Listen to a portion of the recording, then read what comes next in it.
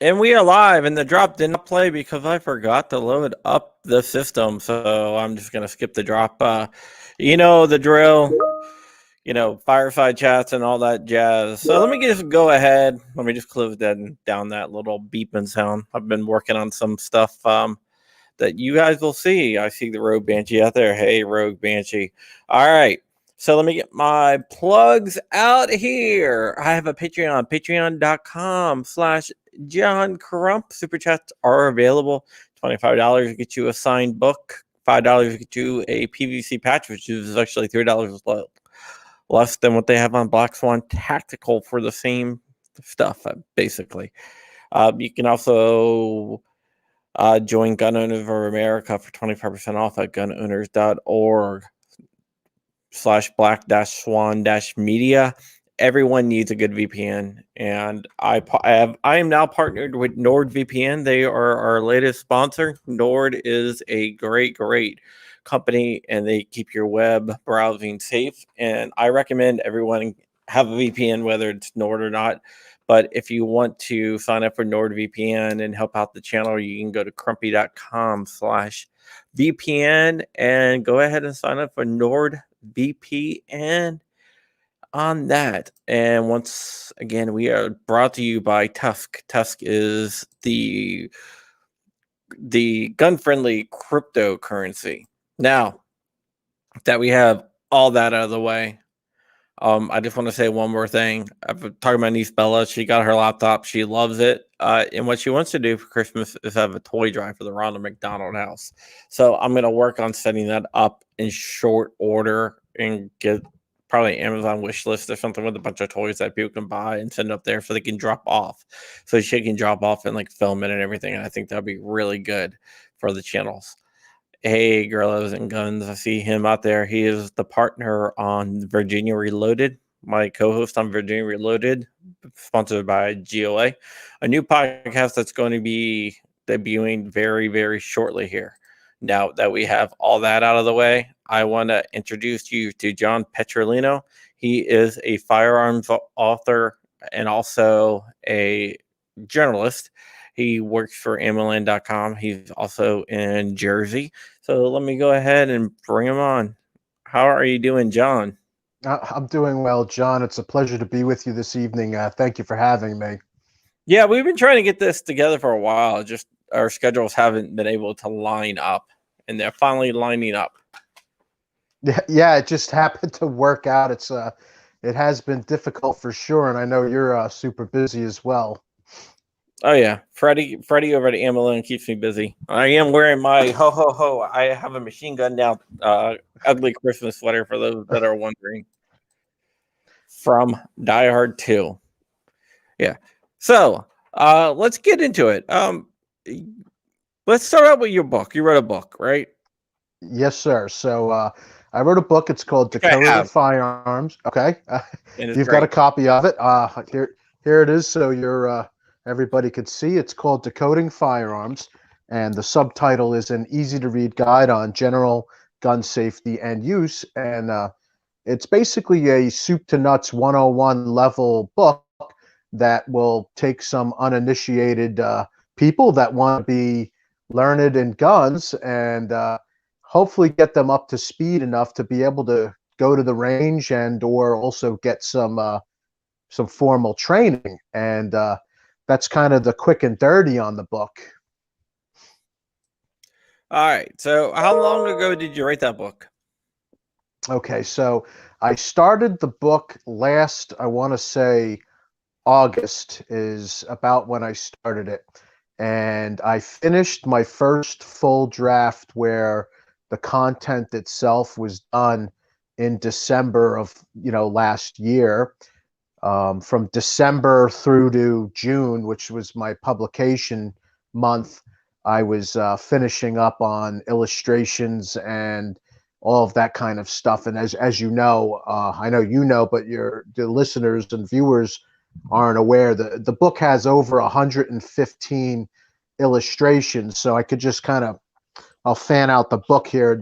You could see that there's plenty of pictures and I had to go through and edit and take pretty much every single one of those. So that was really time consuming. I'd say about 90% of the pictures and illustrations used were original, taken by me specifically for the book, and then a handful of other photos that were used I got from a couple of friends that helped me out.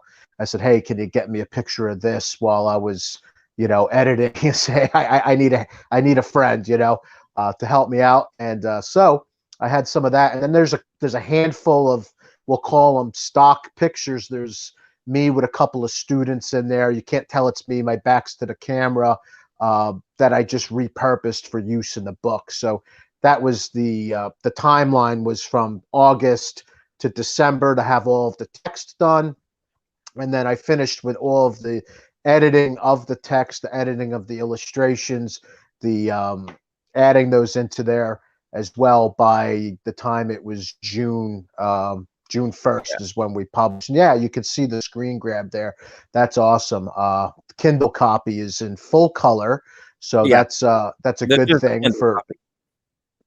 Yep, and the paperback is 266 pages to give everyone a perspective. So it's a big book, and when you go to even download it as a Kindle copy, Amazon will tell you, "Hey, this is a really big file, so be ready to download." And so there's a bit in there, and that's you're seeing all original illustrations right there.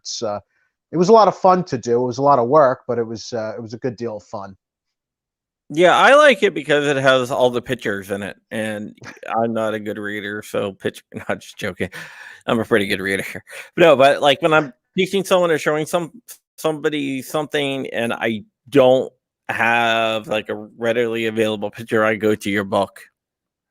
And I'm usually able to find a picture of what I'm trying to do. No, that's great, and I'm glad that you're able to find a use for it, and I'm hoping other people that want to introduce others into firearms find the material to be complementary to safe gun handling. And I was kind of joking about this the other day, and then also with a friend. It's like I'm not trying to reinvent the wheel because we've had firearm safety for over 100 years. The importance of it, however.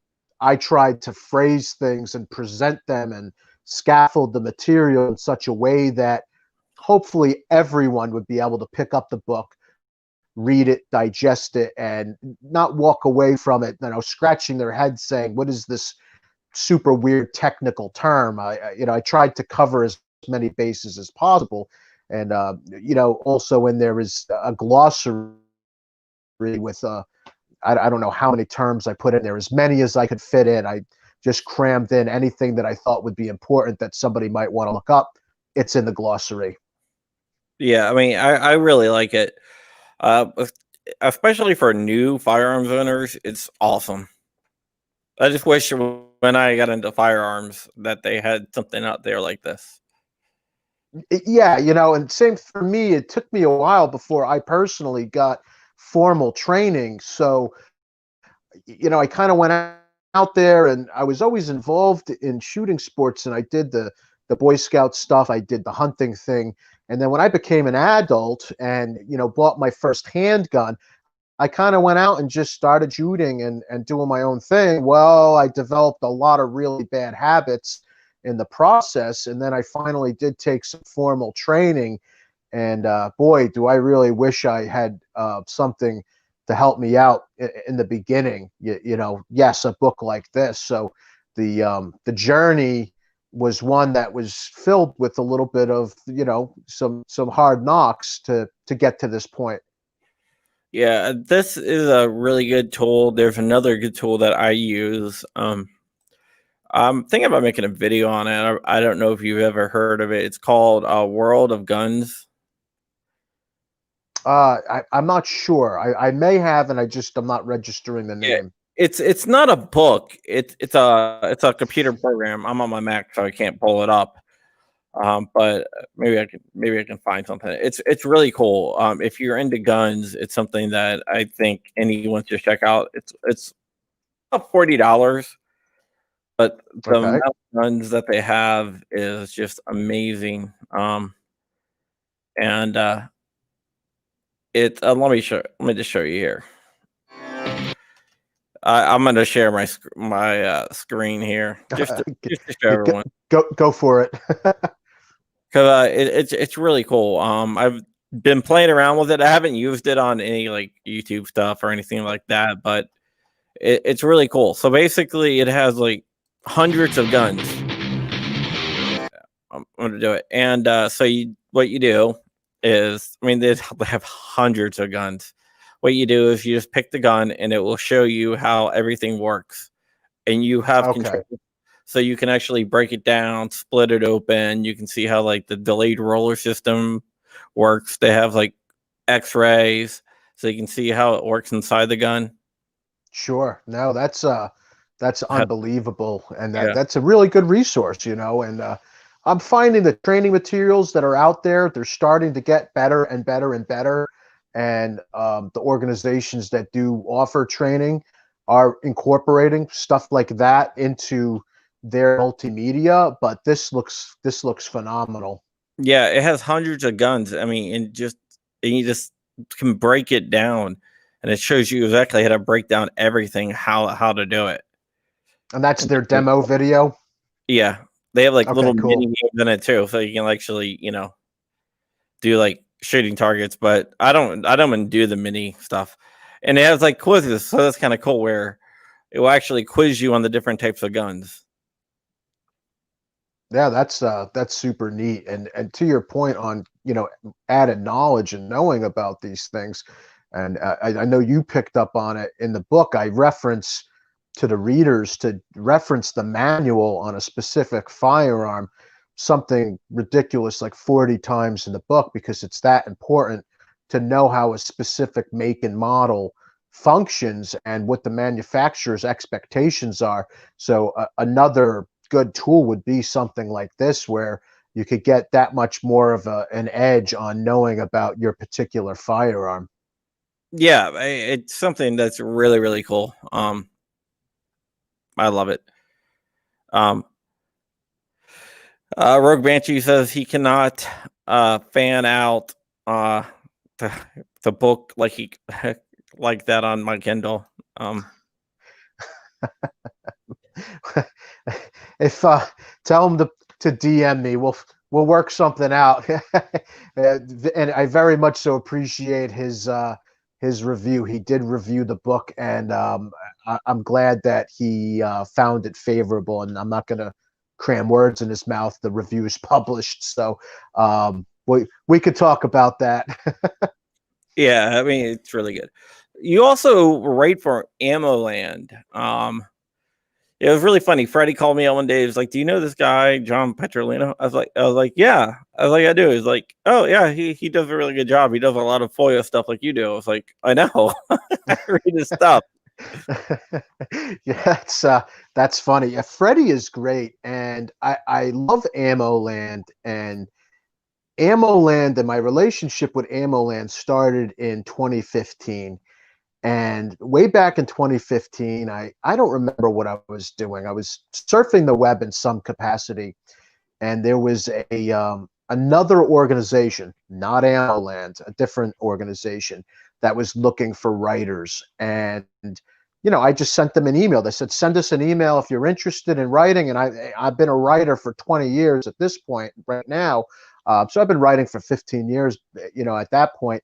And I replied to the guy, and we got a good dialogue back and forth. He says, "What do you want to write about?" And I gave him a subject matter. He says, "Well, you sound passionate about that, so go ahead and write an article on that, send it to me, and we'll publish it." So I was like, "Great." So I went out and I ended up writing an article, which you realize my articles are kind of long, and I know Freddie knows that too. Um, the article was in the tune of, I don't know, um, several thousand words. It was a long article. I submitted it to that other organization and publication, and they never got back to me. They completely dropped it, and it wasn't like a standard editorial response when you send out a query is a simple thanks but no thanks. In my opinion, is fine. Like, I'm a big boy, I can handle it. Well, I had this article that I wrote, and I had interviewed people even for it. So I went out of my way to make the article the best I can. So I reached out to Freddie in AmmoLand, and he and I started talking on the phone. And I said, well, this other guy's got it. I want to give him an opportunity to get back to me. So we waited about a week, and there was nothing. So I said, Freddie, if you like the article, please, publish it. And he did. And so from 2015 till earlier this year, I would randomly send, work to Freddie. And he's always been really great about publishing it and getting it out there. And then that's when we started to talk about the FOIA work that, you do as well. And so he brought me into the fold, and now I'm inundated. He just sent me, I think it's like a 300-page document dealing with the CDC. And, here's the thing, like, dealing with the CDC, this Freedom of Information Act request, like, the majority of it is blacked out with a government highlighter. You can't read any of it. They block it out. It's like, what are you hiding? What is so proprietary that you need to hide pages upon pages of content? And I literally just got this a couple of hours ago, and there's an article there, because this is the second, document dump involving the CDC, where they black everything out. It's like, well, what the heck's the point on getting the information?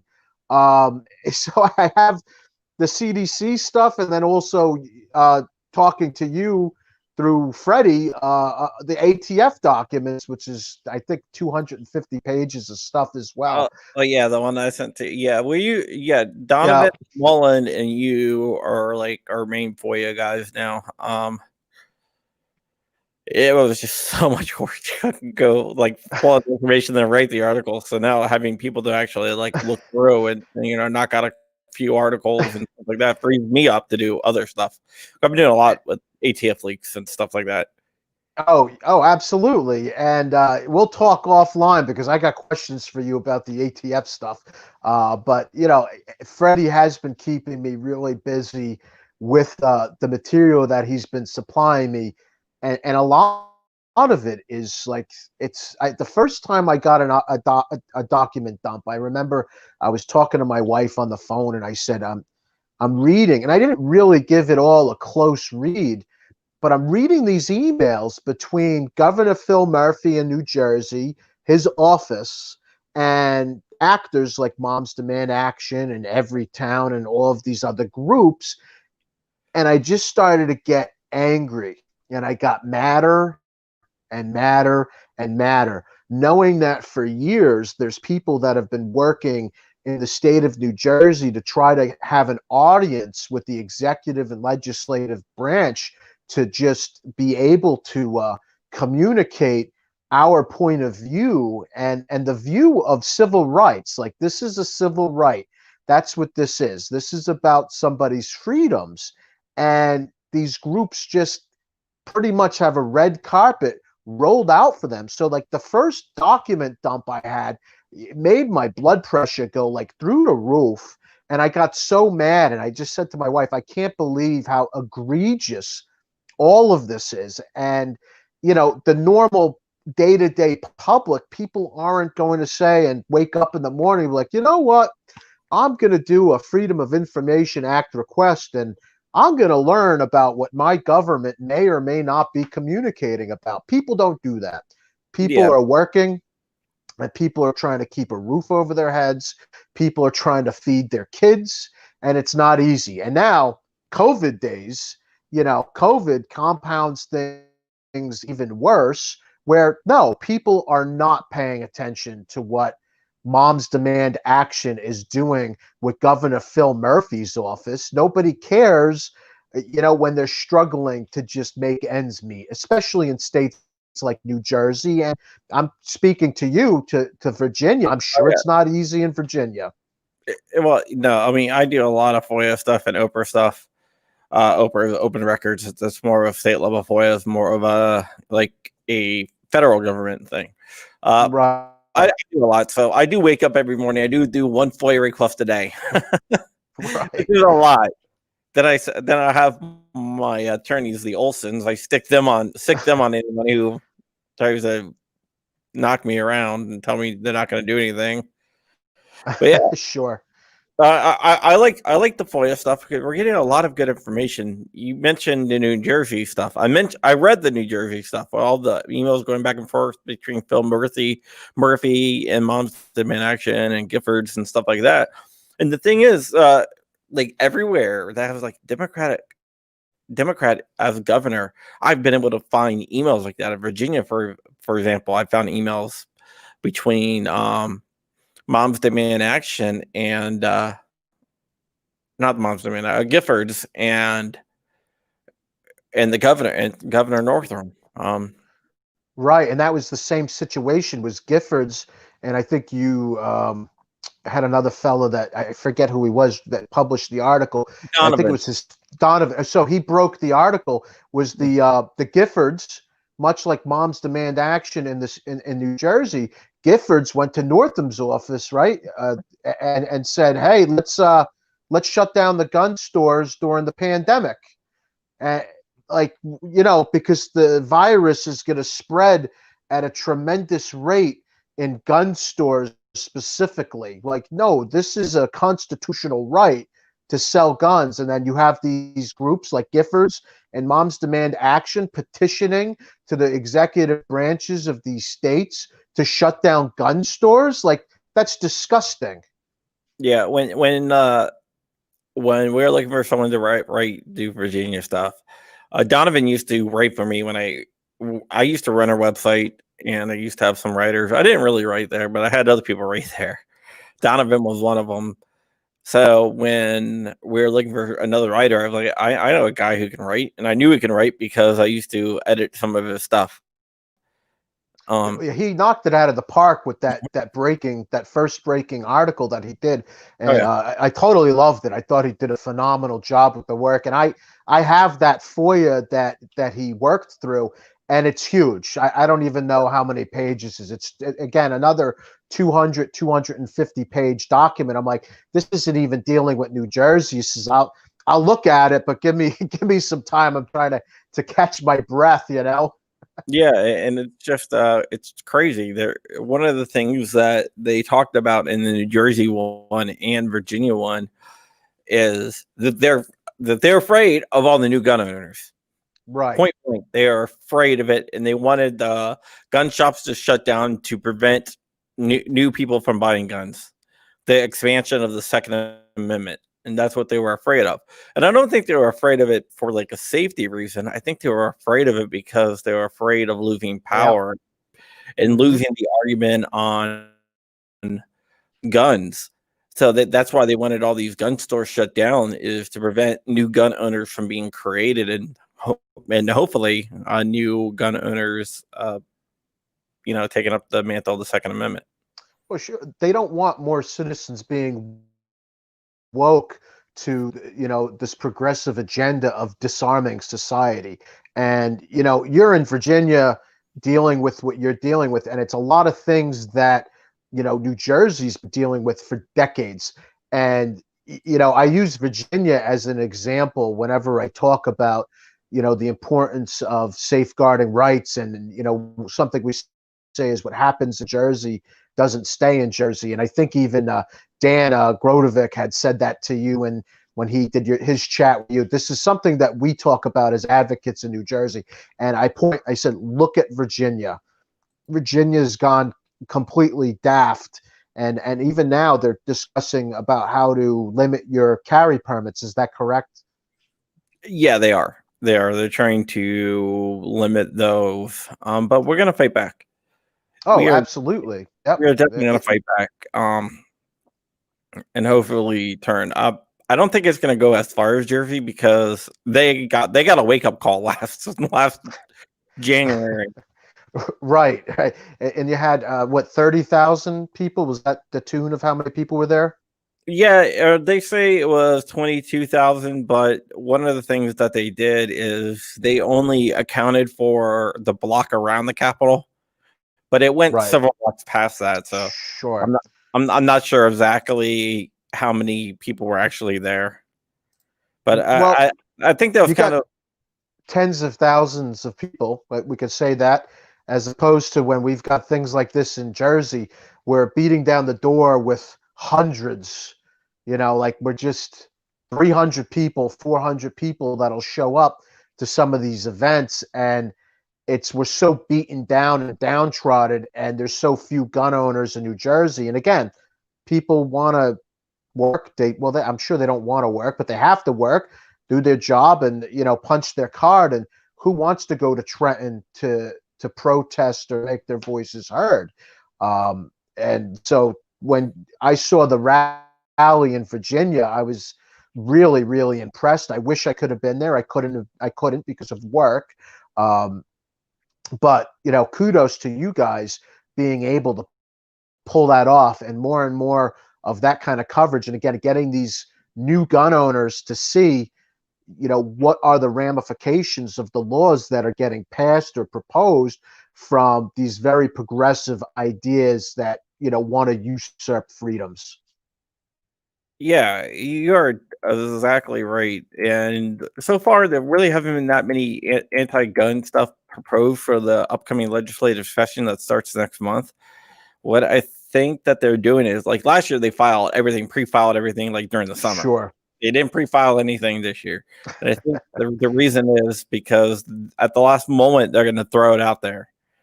So we have less chance of planning for it. But I don't think it's going to work. I know I a lot of them are Yep, kind go of ahead. backed off. A lot of them kind of backed off their stance on guns. They were really, really anti-gun, and now they're still anti-gun, but they're like kind of like, yeah, maybe we should think about this a little bit. Well, that's good because it's like the position. It's like flip flopping, like what we have in Jersey, where the more pro freedom, pro right to keep and bear arms politicians and legislators are very hushed and muted about it, and they don't openly necessarily discuss their stances because it's very bad for them politically. Well, you know what? That's good. Drive your anti-gun, anti-freedom, anti-civil rights legislators into the closet and make them stay in the closet and self-loathe and know that their constituents want nothing to do with what they are trying to do. And for them to stay in office, not vote on this garbage. Yeah, make politicians afraid again. That's that's a good way of putting it, for sure. And they're public servants. They're supposed to be there for us, and like the Moms Demand Action thing, and talking about preferential treatment and the red carpet, and you've read the FOIAs, and you saw how an email might go out and say, "Hey, we heard that there's a gun violence roundtable. We want in on it." How did they hear about that? Like, what was that? I want to know, like, where did they tap into where they're able to channel this information and, get into the grapevine where they know about this stuff, and get an invite, and like, yeah, of course you can come. We want you. You want to take away freedoms. We want you at our round table. And that was the one article that I put out about a month or so ago. And I reached out to the NRA. I reached out to the National Shooting Sports Foundation. I reached out to the NJ2AS. I reached out to Association of New Jersey Rifle Pistol Clubs. I reached out to Coalition of New Jersey Firearms Owners. I reached out to all of these pro-freedom, pro-civil rights organizations and said, has New Jersey or anybody in the executive branch or Phil Murphy's office ever invited you to come and partake in any of these roundtable discussions about firearms? And across the board, no, none of them. Zero, zip, zilt. And then some of them wrote me so much material that I said, well, I can only give you like a small quote. And like I got some paragraphs from some of these guys that are like, can I just save that for a future article because that's really good stuff, you know? Um, but Yeah. across the board, none of them are invited to this, and these are the people that actually know about firearms, not moms demand action. They don't know anything about guns. Well, I didn't find in the Virginia FOIA that uh, the Virginia Oprah request that Virginia gave Giffords like $2.6 million grant for inner city violence or something like that, which is crazy. So that should probably, and I'm sure it is being looked into. You know, that's a problem. Yeah, that is a problem. And also there was also some other emails where they're talking about a bill and they're like, the bill says this, but we want it to say this. And if you look at the bill, it's changed to what they want it to say. Sure. And that this was a conversation I had just yesterday where, yep, these last minute changes and who writes these bills, you know, the, the sponsors of these bills aren't writing these bills. No, They're being fed them. yeah, that's the dirty secret that all the bills that you see, even on a national level, they Oh all yeah. come from lobbyists. No, and that should be a requirement. If you want to propose a bill, write it. And even if your writing is garbage and the bill that you've written and the draft of it is garbage, at least it's a first draft. And then let's work with that. But don't just, you know, it's all farmed out. Like, what are you actually doing if you're not even writing the law? You're not writing it. Like, that's so what's your position? And what is your job? Just to raise your hand and vote on, and that's it, the end. You know, there's zero original thought in a lot of this. Some lawmakers do their due diligence, but a lot of it's just a factory. Yeah, it's so they can pass their true agenda through. Yeah, definitely is. Um, People pay to get bills introduced. That's the way it works. People don't want to see how the sausage is made, but that's how it's made. Exactly. Yeah. Kermit Loves Bacon points out that they are trying to push an ammo syntax in Connecticut, and it will go to stop inner city gun violence claims, which will basically, like Virginia, will be gifted back to Giffords or whoever. And I think we're going to be seeing that in a lot of different places. Well, that, yeah, you know, there's so many programs that are already out there that would be successful. And, you know, Cam Edwards talks about one of them all the time, and it's the program that was instituted in Boston, Massachusetts. And I can't remember off the top of my head the name of the program, but there was a program where they got the community leaders and the police officers together, and they said, look, you know, you're going to stop shooting one way or another. The violence is going to stop. Now, we can help you. We can help you achieve things. We can help you, and you could be on our side, and we could do this so the easy way, so to say, and make you an upright citizen. Or we can lock you up and we could give you mandatory sentences. There's not going to be any plea bargains. If you're up here as a recidivist coming in here more than once, you're going to go to prison, and you're probably going to go to prison for the rest of your life. And there's programs like that I think would be a little bit more effective than saying let's tax the lawful gun owners, and we're going to use that money to curb inner city, you know, gun violence. I said, well, I'd love to see that paper trail, you know. Yeah, it's not about. I don't think it's about even like giving money to curb inner city violence or whatnot. I think it's about trying to make gun ownership uh, financially non-feasible, and that's why I think it's going to be rolled out to a bunch of other places, like background checks on ammo. It's making it burdensome to own a firearm. Everything that they do is either making it more expensive and more burdensome, and that's their play to Oh, make it unappealing. it is. And so with, you know, Heller and McDonald, you know, taking it and saying, we do have this right. It is here. This is the Supreme Court decisions that safeguard our right, which we shouldn't even have to have. But Heller McDonald decisions. So now the anti-freedom, anti-civil rights groups had to, think about this and say, how else can we affect these gun owners? How else can we make this onerous? So what do? We're going to ban accessories. We're going to ban different types of ammunition. We're going to tax the hell out of them. And that's like California with like you said, the ammunition background checks, which I think that whole entire system is still a nightmare. I don't think they've ever got No. that off the ground, did they? I mean, that's like, hello. Then you have registries, so California and Massachusetts, they're approved handgun rosters where manufacturers need to put, 200,000 plus dollars down to apply for this one make and model to be accepted, for sale in the state. And I think California, I think their law is so onerous that they don't even add any more guns to the registry unless you take them off. I have to look into that, but yeah, it's like that.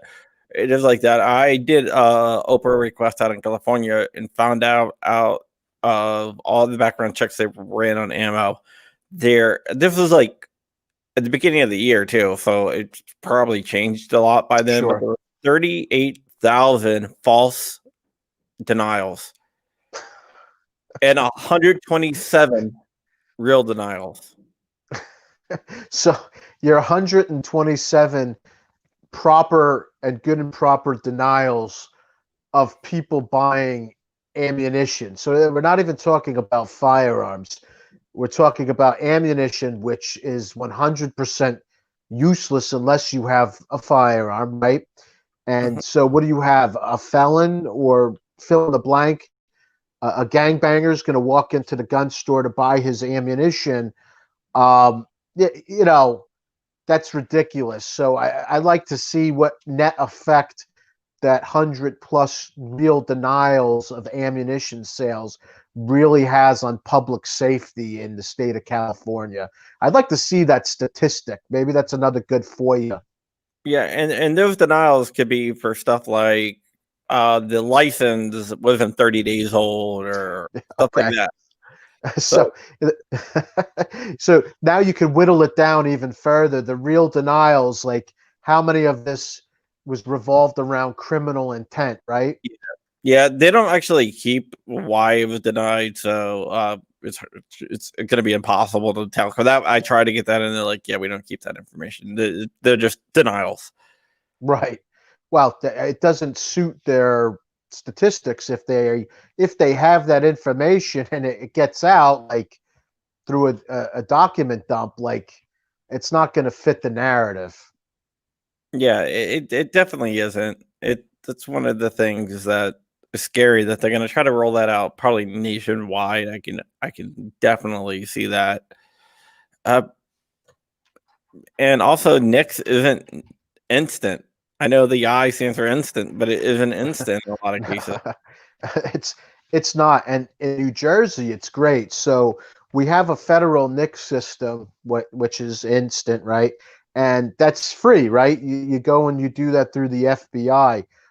New Jersey has its own very special NICS system. So I have to pay, I think it's $15 or $25, I can't remember, uh, to the state so that somebody at the state police headquarters in the firearms division can sit there at a computer and then they run the NICS through the federal system and they do the New Jersey mental health background check and they get all the same information that would happen through the federal NICS, except now we have a division in the state police that handle this. We have more state jobs, more people that we have to pay to do this job, which would be free, essentially free. But no, New Jersey has to complicate it further, and then they'll be shut down on whatever weird reasons that they want to be shut down. And there's been more than one time where it's just the New Jersey state NICS system is down, not the federal NICS. Like, we're not talking about Columbus Day. Like, we're talking about, well, why is no, it's New Jersey. Maybe they went out to lunch early. Who knows? So that's super onerous that they have that in there. And with all of these pushes for fixed NICS and the way the system is, like, just embrace the system that's there and get rid of all of this bureaucratic garbage. Yeah. Oh, what New Jersey is what's called a single point of contact state, which means you don't actually get ran through NICS. New Jersey takes it and then they run you through NCIC, which will say these other crimes, and what NICS does, it gives you it says denied or approved because of that, and NCIC just gives you a little bit more information. But in the end, that's where NICS pulls from. So Right. they're just pulling from the database behind NICS and charging you money, which is actually just making it more of a hassle. Right. And with NICS, you're only going to get the thumbs up or the thumbs down. Where, all right, so the state of New Jersey gets a report on somebody that they should already have, right? I mean, yeah, they should. It's just an excuse to charge more money. Exactly. More, which is crazy. In fact, federally, if you have a concealed carry permit and you had to go through a NICS check or NCIC check, and actually, I guess it's NICS technically. If you went through a NICS check when getting your concealed carry permit, the regulations, the ATF regulation says that you should be exempt from NICS. But the ATF says, oh, Yep. Forget that we said that. Forget that's what the law says. You have to run them anyway. And that's why, in like Georgia and also Michigan, Gun Owners of America are suing over that because they're like, but that's not what the law says. You can't just be like, oh yeah, just ignore that law and just do it anyway. Right. And they left it up to the discretion of a specific state whether or not they want to honor that law or that regulation. Well, no. Now they're telling states don't honor it. Oh, 100%. So that's brand new news to me. Yeah, I work with a lot of people that are Louisiana or Texas and Tennessee, and they're like, well, if I got my CCW, I just show them that, and the end. So that's all been nixed. They're trying to nix it. Okay. Georgia, we're suing in Georgia because ATF told Georgia to stop doing it, and Georgia stopped doing it. And Michigan, they told Michigan to stop doing it, and Michigan stopped doing it. Interesting. Michigan, Georgia, very, very interesting. So GOA is suing over that, saying you can't tell. The law says this. You can't. No, that's wild. So the good thing I think that we have going on is, and I'm working on an article in my head on this. I'm kind of slow about getting my information out on paper, but right now we are dealing with a fabulous blitzkrieg of litigation from everybody, and it's really exciting. I'm excited about it. Like, there are lawsuits flying left and right. All of them are going to be Supreme Court bound. I mean, every single one of them, because they're bringing up cases that have already been established in the lower courts, and it's just going to be a dismissal versus asking for a full en banc review. So, like in New Jersey, one of the groups that I volunteer for is CNJFO, the Coalition of New Jersey Firearm Owners. What a great group. And, they kind of started out as more of a social order where people get together and, gun owners can have some chicken wings and chat about things, and maybe let's go and do some hunting trips. And the group evolved, and now they're litigating. So they were involved in the Cheeseman case that went all the way up to the Supreme Court, and they filed a friend of the court brief with that. And that was kind of a very large and important step that I saw CNJFO take. And I was like, wow, this is a good group. So I ended up getting more and more involved with them, and I volunteer for them now, or with them. and they have a case that's with the NRA and ANJRPC, the Association of New Jersey Rifle Pistol Clubs, and this is a carry case. It's I think it's called Manzaria versus Grual, I think is the name of the case, and it was filed a week ago and a day, so like last Tuesday is when that news broke.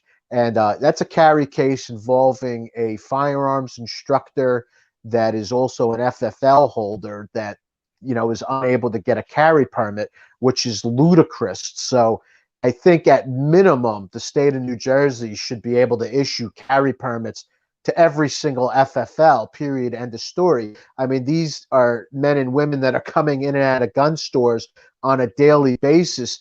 They should be at minimum allowed to be armed as they're coming and going, because that's like a very at-risk situation right there. It's quite literally the definition of dangerous. So you have this individual that's suing, and that's in an interesting new case.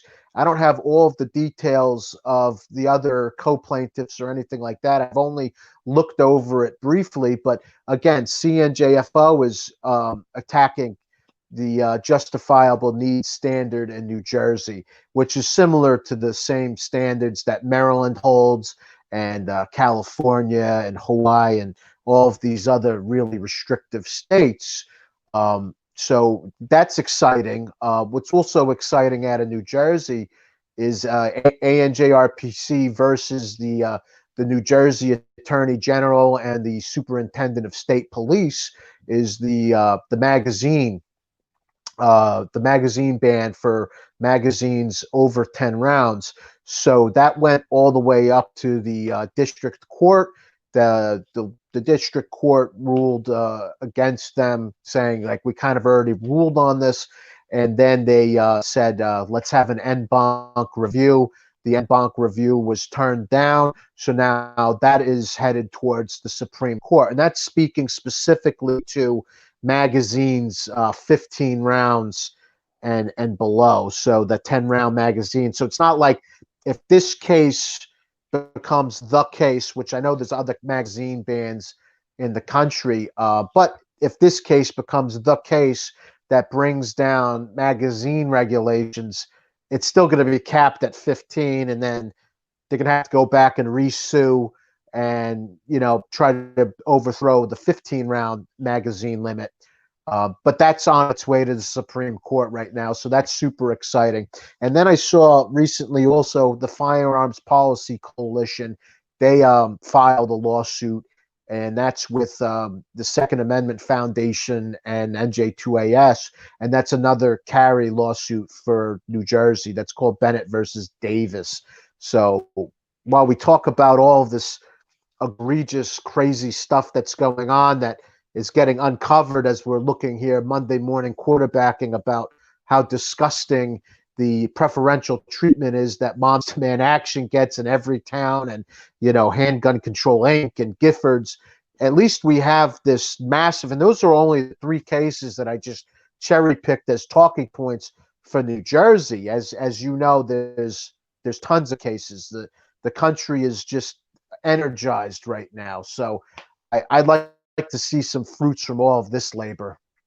I just noticed something while you were talking. I think you have one of my my last patch drops behind you. Oh, I think it's Yeah, it up here. Yeah, yeah. I gotta get okay. you the new patches. Yeah, I've got is that where your patch is? I can't really see it. Yeah, yeah. It's right there. So I've got my Woodland Park Range Gun for Hire sticker. I have your patch, and then I think we've got some Charlie Cook riding shotgun with Charlie stickers and Gun Graham stickers there. Yeah, Yeah, that's where they ended up for now. I haven't put all that anywhere yet. I'm gonna have to get you one of the new patches from the new patch drop. I do patch drops, and basically all the money goes to charity or calls. And then once I sell 100 patches, then we just move on and do another design, and that old design is never made again. Yeah, I haven't decided if I want to throw that on a ball cap or if I want to save it someplace because I know, like you said, everything you do is like a limited release. That's a cool patch. I like that one, especially it's very pirate-ish, you know. Well, it is. My friend said you need to make a pirate patch. I was like, all right. Then I looked at the Virginia flag and it said, Six Semper Tyrannis. I'm like, he wants me to do a pirate patch. How would I say that in pirate talk? No quarter for pirates. Yep, yep, sure, for So I sure. mean, that's how that came about. But yeah, there is a lot of court cases going on with New Jersey. One of my friends is actually suing New Jersey. Oh, Um, that's exciting. Okay. Cody Wilson, over 3D printed guns. He was Cody Wilson's defense Yep. distributed. And also the 3D printing gun guy. Yeah, he's suing New Jersey over them. Right, and that's a very interesting thing about that because a fella that is a friend of mine, her brother did a video on this where you're in New Jersey and you try to call up the code through Wilson or wherever else you can get the 3D printed gun codes from the plans. We're talking about just First Amendment stuff. And if you try to go to these websites in New Jersey, you can't get to them. Now, if you go through a VPN, you can get to them. So New Jersey is literally blocking web content. Yeah, That's disgusting. We're not talking about it's like North snuff Korea films. stuff. We're not talking about snuff films. We're not talking about really disgusting, profane things that are beyond felonious. We're talking about diagrams and plans, basically blueprints. That's like saying you can't have the blueprint to a building because the building might fall over and hurt somebody, you know. And that was a fact. I watched the whole entire thing, and it's blocked. That's like some really bad stuff. Yeah, they're suing on First Amendment grounds as well as Second Amendment grounds. As they should, because that's information. That's not anything crazy. Even if you go back to the days of the anarchists cookbook, that was still First Amendment related material. And all right, so what if you take it out of the library, you end up on a watch list? Big deal. It's still available. Yeah, and that was litigated in court. Mm-hmm. Yep. So I think he has a good shot of winning that in the courts because that should be open and shut. But you never know I, with the courts. That's one thing. I, that's the type of thing I could even see, like the ACLU surprising, the freedom, the pro freedom crowd with, because every so often the ACLU pops its head out and is like, oh no, you can't do that, and then they kind of go away on Second Amendment issues. But I mean, it's few and far between. But once in a while, that does happen. Yeah, they did something on gun stuff, but then they got smacked down by their donors, and I think they agreed never to do another gun case. Go figure. So, well, there you have it. The verdict is out.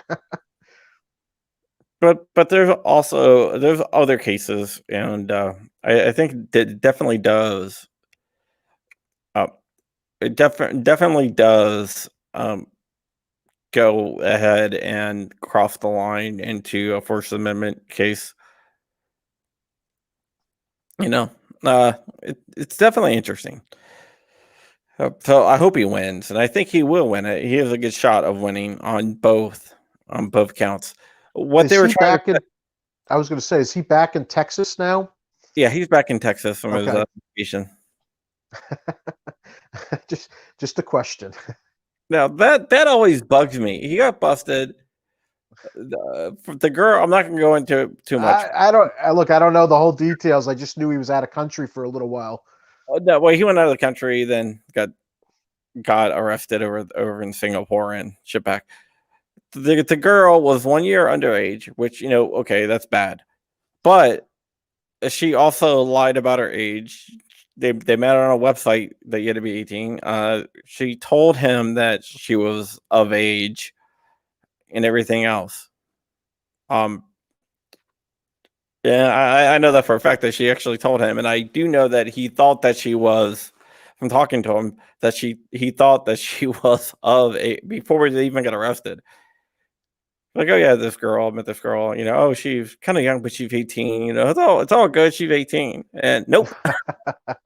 Right. Well, I'm just thankful that I'm not single and I'm married, middle aged. I don't have to deal with any of that, so it's Yeah, yeah, either do I, man. This whole thing with like swipe right, swipe left, I have no idea. I guess Tinder or something like that. I'm not even sure which way you're supposed to swipe. I'm like I'm no married. I clue. don't worry about any of that stuff. That stuff can't happen. Exactly. So, Yeah, um, my friend Devin, who's in his 20s, we were going to we do a lot of gun stuff, like rallies and stuff. We're going to gun stuff, and he's like, I was like, what the hell are you doing on your phone? He's like, meeting girls. It's like, you're moving your finger left and right. He's like, exactly. It's like that. He's like, man, you're old. That's how we do it. that's I'm on a date. Oh, excuse me. I'm sorry. Like, what the hell? Like, how do you That's even funny. work?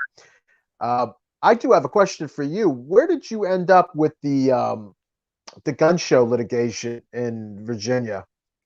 Uh, the local court waited until the day before the show and then ruled that it was an entertainment event and not a retail event. They said Okay.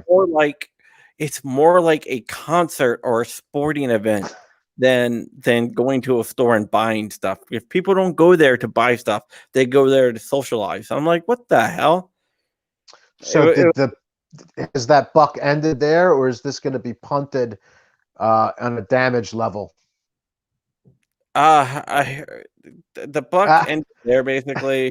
yeah, For now, I'm not funding it, so yeah, the powers that be that funds it, they don't want to dump more money into it because they already dumped well like 25,000 into it. sure. Now, hey, it's understandable.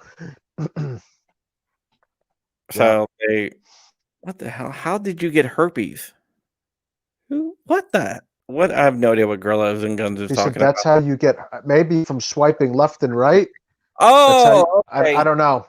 Like, I don't know. okay, I got it. I guess that you need to listen when we're swiping left and right, make sure you have a screen protector because now this is a problem on phones too. So wear your protection when you're swiping. Yeah, you ever see what of it? What of it? The Hangover. Right. Remember, what stays in Vegas. That's herpes. You bring that shit home. Yeah, yeah, you know. Yep. No, that comes home. Yeah. So yeah. So that's what happened with my case. The governor did say Mr. Crump has a penchant for suing me, and I responded with, "Mr. Northam has a penchant for violating my rights." Yeah, well that's how you've made it when you have somebody like that calling you out and even if it's in a tongue-in-cheek manner. So congratulations. If you've been looking to arrive, you've arrived, sir. Yeah, yeah. I got a feeling I'm going to be red flagged one day. Well, just dot your I's and cross your T's. That's all you can do, you know? Yeah, that's what Freddie always tells me. Freddie, my editor, and your editor too, always tells me, make Yeah. sure everything you have is legal and in good order. Make So sure you obviously, yeah, stuff I do. have to have a good video system so you can see who's coming so you know. I have 18 cameras in my house. That's glorious. Well, you're a tech guy. That's your expertise, isn't it? Oh yeah, oh yeah, Yeah. yeah, yeah. So I have cameras everywhere. Some you can see, some you can't see. My gun room's all locked down. They would have to cut into a room, which is fortified, and then everything else is it's like bolted to the ground, and they would have to cut into those. So good luck. Have Oh, fun. Everything's recorded, that's so I just start hit a button and start live streaming it everywhere. I got it set up too. I can hit a button, bam, everything goes live streamed. and the music starts to play, right? Strobe lights. Get the strobe lights going. Yeah, definitely. definitely. But yeah, also my article for everyone out there just dropped now about the Brady campaign, the Brady United suing Ghost Gunner Inc., which is part of Defense Distributed, which is part of Cody Wilson's company, and 12 others. Because some guy shot up some place and he used a gun that he made on the Ghost Gunner. So Brady United, and they co-opted the family into suing. And what they're doing is they're suing not only Ghost Gunner Inc., which makes the Ghost Gunner, which I have a couple. They're awesome. But they're also suing the other places that made the parts. Oh wow. Now that's insane. That's Devin. Devin knows I'm doing a podcast. I have no idea where he's going. I should Maybe he just read your article. Maybe I should like put him on speaker and call back. But no, but yeah, I guess it is 6:00. Wow. So everyone, go read that article. I'm gonna do my plugs, then I'm gonna give you the final word, John. So okay, I appreciate that. Remember, if you need a VPN, which we were all talking about, especially if you're in New Jersey, wink, wink, go to crumpy.com/VPN and sign up for NordVPN, which is one of the best VPNs out there. You help out the channel, which in turn helps some of these, because we don't take any money here. My channel is totally, I wouldn't say it's a nonprofit, but we don't keep any profits. Everything that we make and then some goes to different things. Right now, we are supporting my niece who has cancer. We just bought her a laptop. Joe Drag, if you're still out there, made a big donation. Chris Shoemake, who's out there, made a big donation as well. And we got her a laptop. We've got her a puppy. We're paying up for a lot of her medical treatments and everything else. We're doing like not only medical bills, but also comfort stuff as well. We're going to be doing a toy drive. We also just added another kid. We do one of those, those Christian things. We do it through a Catholic charity where you basically sponsor a kid. So we're up to 4 kids now. And we do a lot of stuff like that. And if you want to join the Crumpy Militia and help make the world a better place, go to patreon.com/John Crump.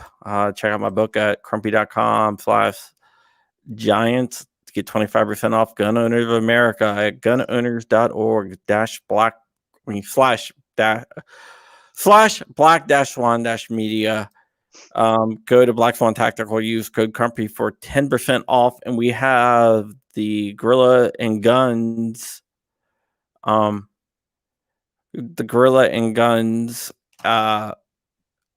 like merchandise there, and you can go check that out. That is new. Like, comment, and share. Hit the thumbs up. Follow me on Instagram. Just go to crumpy.com. All my links are there. John's link to his website is in the description, and I will also throw it up on the screen here as well. And John, tell people how they can find you and whatever else you want to tell them. Yep. So that is the best way to get in touch with me or find me is on my webpage, which is johnpetrolino.com. So www.johnpetrolino.com. So that's JOHNPETROLINO.com. And again, Decoding Firearms, an easy to read guide on general gun safety and use. Any of you that support and get the book, I would really appreciate it. Share it with other gun owners. And just as a parting note, support your state organizations. This is so important. And if you are in a more gun-friendly, freedom-friendly state or area, consider adopting a state that needs your help. It's like a feed the children type of, commercial here, but there are plenty of organizations that do need our help out there. So if you liked what New York State Rifle Pistol Club was doing with their case in New York City that went all the way to the Supreme Court, maybe support them, or ANJRPC in New Jersey. We have these carry cases, or Coalition of New Jersey Firearm Owners. Again, great organizations. You can look them all up online. They all have Facebook pages. So big shout out to all of those groups, and please do support them, and support pro Second Amendment organizations and companies as well. Don't give your money to the gun grabbers. Give them to those that deserve it, those that support freedom and civil rights. All right, this was a lot of fun, and it went by really, really quick here. So I just want to say thanks all watching. I'll be back tomorrow with another guest. It's Operation Backbone, which it's a veterans organization that helps veterans just get back on their feet that have like back injuries or war injuries, and they just help them out, get them medical treatment and everything else. And it's changed a lot of people's lives out there. So I'm really looking forward to talking to him and finding out how everyone out there can help them. All right. And Rogue Banshee, hit me up after the show. I will help you out if you want some gear. We'll design some and throw it up on the website for you. All right. Thank you, John, so much. And we are out of here, and I will see you guys tomorrow.